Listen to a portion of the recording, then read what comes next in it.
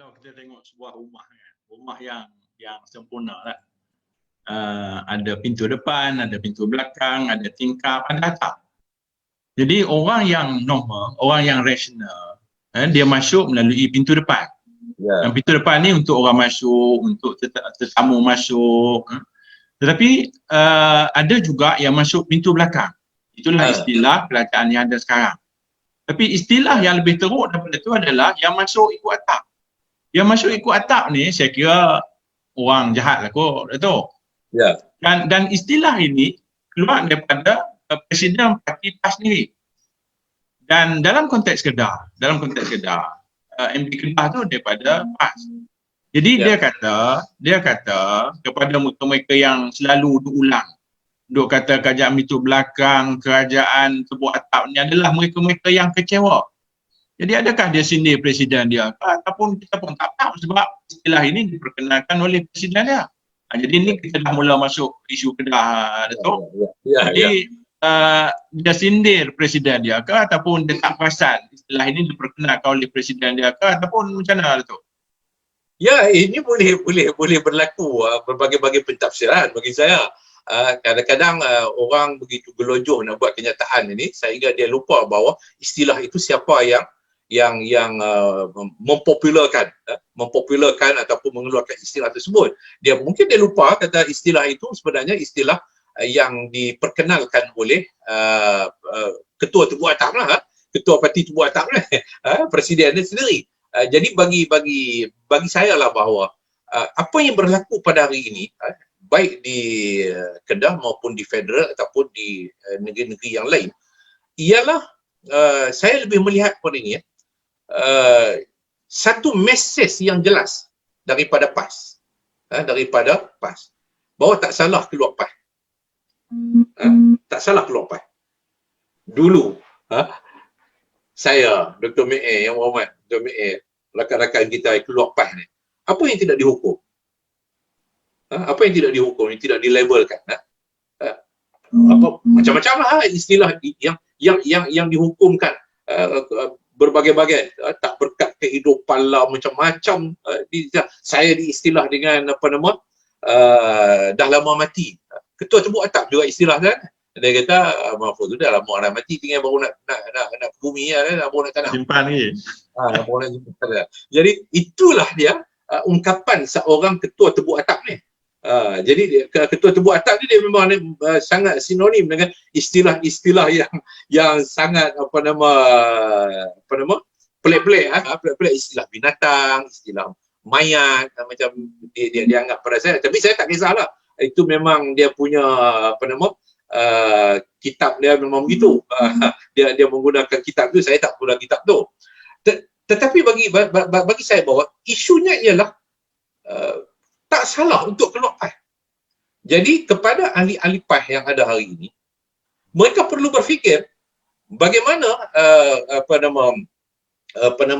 parti mereka dan juga pemimpin-pemimpin mereka yang satu ketika dahulu bercakap, umpama contoh, tidak akan bersama dengan UMNO.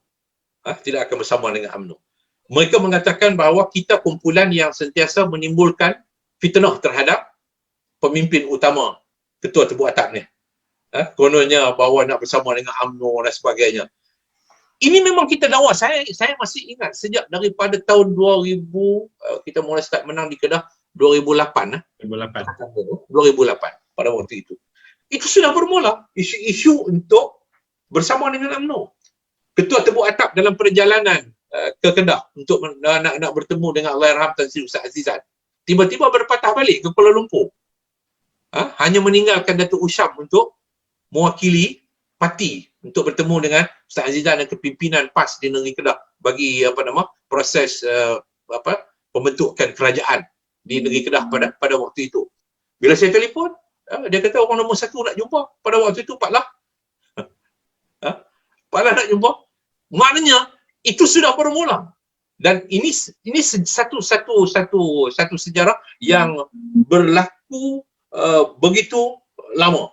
Sampailah tahun 2015 sehinggalah mereka bersepakat untuk menolak sebahagian daripada kepimpinan yang ada pada hari itu. Tak apalah, itu proses demokrasi. Kita terima itu proses demokrasi. Tetapi hakikatnya ditolak kerana gangguan-gangguan untuk menghalang mereka untuk bersama dengan UMNO. Saya masih ingat pada waktu itu. Ini untuk peringatan kepada ahli-ahli PAS. Pada ahli-ahli PAS. Dalam satu mesyuarat timbul isu kerajaan UG dan sebagainya sama dengan UMNO dan sebagainya dinafi. Saya pada waktu itu ketua penerangan,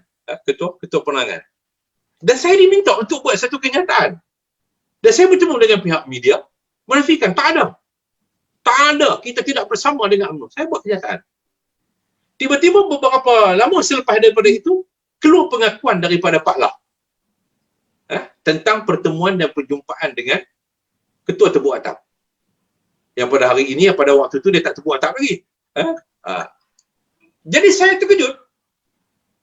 Pengakuan. Sehingga memaksa saya mengeluarkan satu kenyataan. Saya masih ingat. Boleh Google kenyataan saya.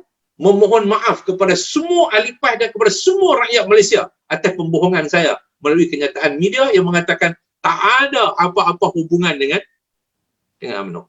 Saya buat kenyataan minta maaf. Boleh Google Mahfuz memohon maaf kepada ahli PAS dan juga kepada rakyat Malaysia. Boleh Google. Saya memohon maaf. Kerana apa? Kerana saya diminta untuk buat kenyataan. Tiba-tiba buat kenyataan untuk menafikan tak ada hubungan dengan UMNO, tak ada pertemuan perjumpaan dengan UMNO, tak ada.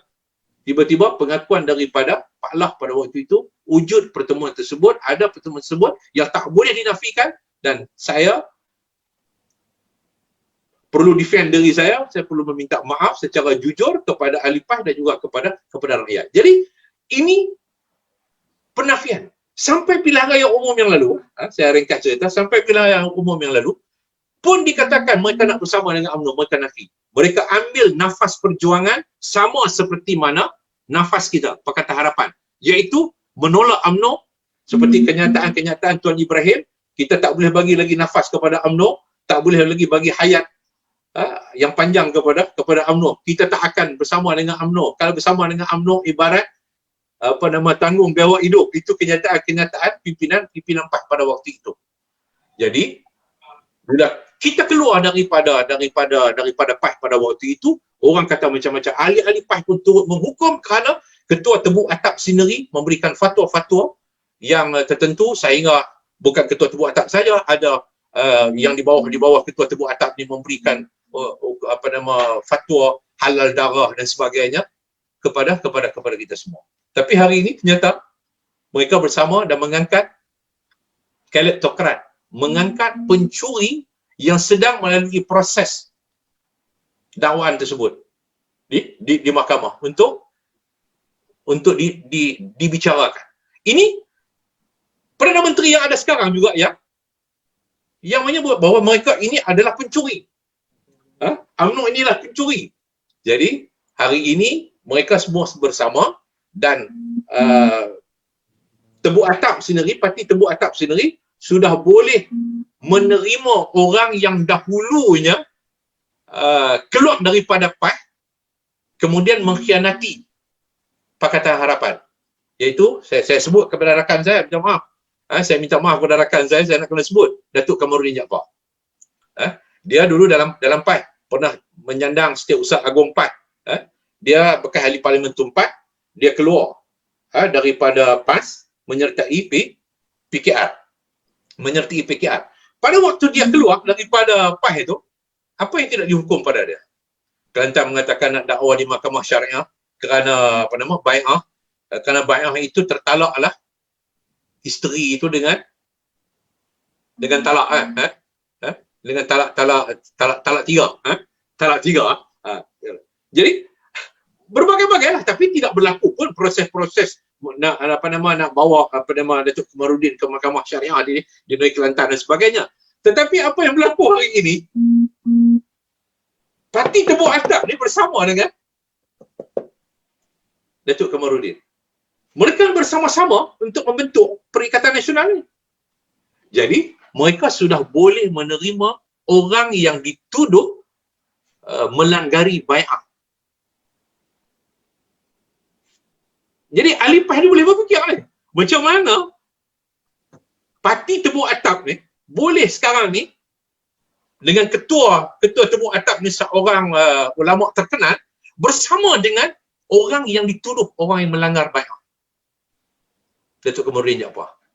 Jadi bagi saya bahawa ahli-ahli PAS sudah boleh berfikir bahawa bagaimana mereka hanya menjadi kuda tunggangan untuk pemimpin-pemimpin ini mencapai satu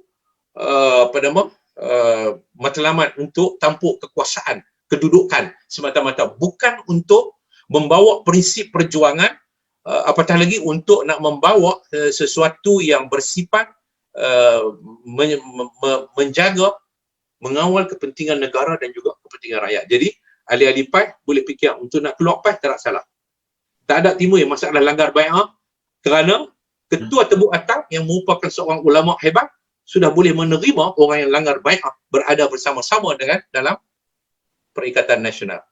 Jadi ini isu dia bagi saya. Ini isu dia. Maknanya mesej daripada kerajaan pintu belakang, sama ada di peringkat federal, peringkat negeri termasuk negeri Kedah, ialah mesej untuk ahli PAS mula menilai bagaimana pemimpin PAS telah melakukan satu pembohongan yang besar terhadap ahli-ahli PAS.